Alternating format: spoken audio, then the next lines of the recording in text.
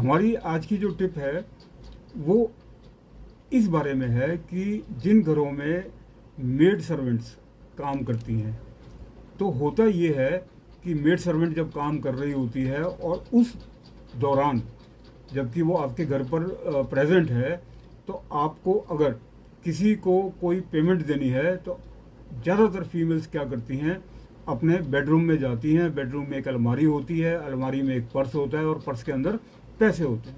वहाँ से पैसे आप निकालते हो और जिसको भी देने होते हैं उसको दे देते हो। तो आप ये गलती बिल्कुल मत करिए।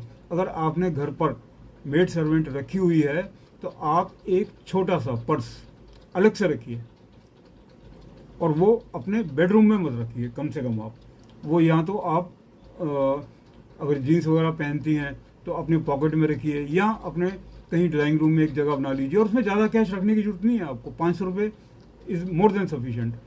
तो जब भी आप के घर पर कोई ऐसी पेमेंट आपको करनी होती है, फॉर एग्जांपल किसी सब्जी वाले को, या आपने कोई जनरल स्टोर से कोई छोटा मोटा सामान मंगाया है, तो आप इसी पर्स में से पैसे निकाल के और उस इंसान को दे दीजिए। आप बार बार बेडरूम में अगर जाती हैं तो इसका मतलब आप समझते हैं कि उस मेड सर्वेंट को आप पूरा सिग्नल दे रहे हैं कि भाई मेरी जो तिजोरी है ना वो मेरे बेडरूम में अलमारी में है। हाँ, और वहाँ पर आपके पैसे नहीं होते, आपकी ज्वेलरी भी होती है। तो आप उसके सामने उस अलमीरा को तो भूल ही जाइए।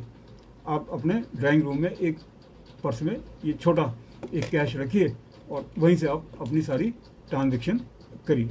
धन्यवाद।